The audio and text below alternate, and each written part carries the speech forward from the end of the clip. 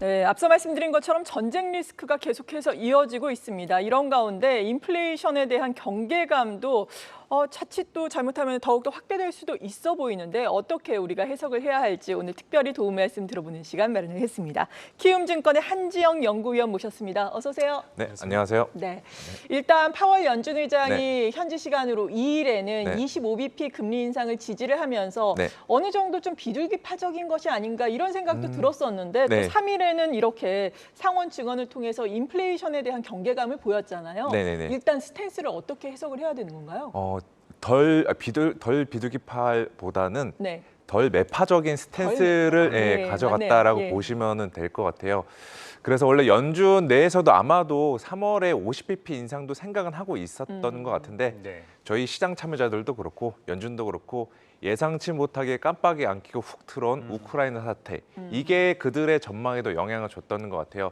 그래서 이것도 좀 미래적이라고 볼 수가 있는데 파월 의장이 본인이 직접 나서서 특정 회의 때 25bp, 몇 bp 금리 인상하겠다 특정 지은 것도 굉장히 이례적인데 그것도 지금 그만큼 상황이 이례적이니까 이러한 행동을 취했던 것으로 지금 보고 있고 말씀하신 대로 그 부분에 대해서 엊그저께까지만 해도 시장은 막 안도를 많이 했었는데 그렇죠. 네. 어제는 굉장히 다른 모습을 보인 것도 연준은 지금 우크라이나 사태가 어떻게 진행될지에 대해서는 다들 좀 불확실성을 가지고 가고 있지만 그쵸. 본인들의 1순위는 지금 인플레이션 파이팅입니다.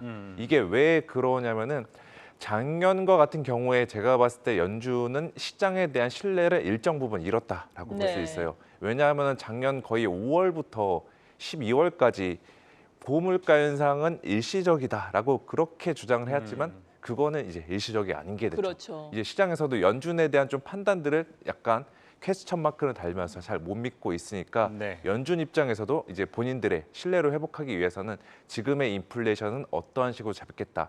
연준 중앙은행의 본연의 책무인 인플레이션 파이팅에 더 주력하고 있는 것으로 보입니다. 그래서 이게 우리 시장 입장에서는 피곤한 이슈죠. 그러니까 연내 계속 끌고 다녀야 되는 상황이고 어떻게 네. 보면 족쇄처럼 따라다니는 악재인데 이제 중요한 거는 인플레이션 경로가 어떻게 형성이 되는지 이게 증시의 방향성과 연준의 스탠스를 결정할 것으로 보이고 있고요. 그냥 간단히 제 생각을 말씀을 드리면은 인플레이션 경로는 상고하죠. 제가 봤을 때 상고하죠. 2분기 예. 때 피크아웃 고점을 찍고서 내려가는 그림을 그리고 있습니다. 네. 그리고 또 중요한 것이 경제 지표 가운데서 오늘 밤에 네. 미국의 고용 지표가 발표가 맞습니다. 되잖아요. 네네. 이 부분은 물론 뚜껑을 열어봐야 네네네. 알겠지만 어떨 것으로 예상을 하시고 어떤 영향을 미치게 될까요? 고용 지표는 지금 잘 나올 것으로 일단 예상이 되고 있고 네. 지금 연준은 고용 시장을 이미 본인들이 봤을 때 지난해 거의 완전 고용에 도달했다라고 보고 있어요. 그래서 지금 연준 입장에서 중요하게 보는 지표가 고용 지표랑 물가, 인플레이션 지표인데 네. 지금 고용 지표는 후순위를 밀려난 것으로 좀 이해를 하시면 될 것 같습니다. 그렇다면 연구원님 오는 7일이죠. 스톡 익스체인지 러셀에서 네네. 이제 이 모든 신흥시장 지수에서 러시아 증시가 제외가 되고 네. 또 9일에는 MSCI 신흥국 지수에서도 이제 러시아가 맞습니다. 제외가 되는데 네네. 이로 인해서 반사이익으로 조금 자금이 유입될 것이라는 뭐 기대감도 있는데 네. 그럼 어떻게 보시나요? 예, 어제 우리나라 증시가 1% 넘게 급등한 배경도 지금 말씀하신 러시아가 MSCI 지수에서 퇴출된다. 네. 이게 호재로 작용했는데 네. 저도 이제 생각을 해보니까 일단은 결론부터 말씀을 드리면은 좋은 이슈예요 우리나라한테는. 왜냐하면은 러시아가 빠지면은 그만큼 러시아로 들어갈 돈들이 다른 국가들로 안분을 해서든 아니면 특정 비율로 해서든 배분이 되니까 이거는 좋은 이슈죠. 그런데 이제 3월 9일 MSCI 지수 기준으로 3월 9일에 이 지수가 리밸런싱이 되면은 네. 원래대로라면은 그 돈이 3월 9일에 우리나라에도 종가에 일시적으로 다 들어와야 되는데 네. 지금은 그런 걸 기대하기 어렵습니다. 네, 전시니까. 예, 왜냐하면 러시아 지수가 지금 거래 정지 상태니까요. 그래서 이거는 시간을 두고서 들어온다라고 보시면 될 것 같아요. 그래서 그냥 뭐 대형 수급 호재라고 보기는 어렵지만 어려운 우리나라 증시 환경에 지금 돈이 없는 우리 증시 환경에 마중물 역할은 해주지 않을까라고 보고 있습니다. 네. 그런데 여전히 불확실성이 이 러시아와 우크라이나의 네. 지정학적 리스크잖아요. 네네. 이러한 부분에 지금 뭐 앞으로의 진행 방향이라든지 우리가 예상을 하기는 어려운데 네. 그래도 증시에 어느 정도의 변수가 될까요? 예, 이게 진짜 정말 예상하기가 그러니까요. 어려워요. 예. 그리고 특히나 이 전쟁과 같은 경우는 저도 되게 무섭다고 느낀 게 전쟁 지도자들이 수세에 몰리면은 예상치 못한 판단을 그렇죠. 저질러 맞아요. 버리니까 예. 이거는 우리 시장 입장에서는 예측 자체가 불가능한 상황이잖아요.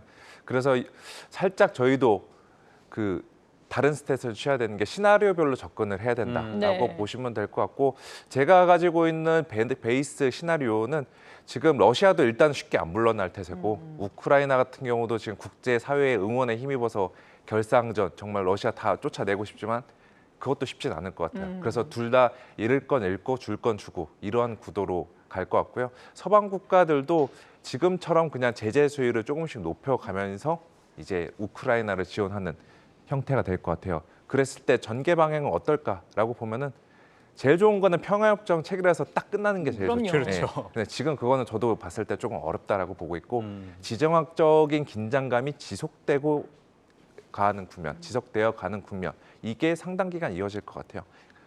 예를 들자면 그냥 중동 지역이냐 다른 지역에서 벌어진 내전 정도, 장기 내전 이런 식으로 좀 네. 가지 않을까라고 보고 있고, 이렇게 됐을 때 증시는 직관적으로 들었을 때는 야, 팔아야 되는 거 아닌가, 계속해서 안 좋을 거다라고 생각할 수도 있는데, 저는 저희가 이제 경험했듯이 1월 달, 2월 달에 네. 정말 엄청난 힘든 시기, 극심한 변동성을 겪었잖아요. 그렇죠. 그 겪었던 그 시기에 지금까지의 전쟁에 대한 리스크들, 지정학적인 불안들이 상당 부분 반영이 돼서 흡수를 했다라고 보고 있어요.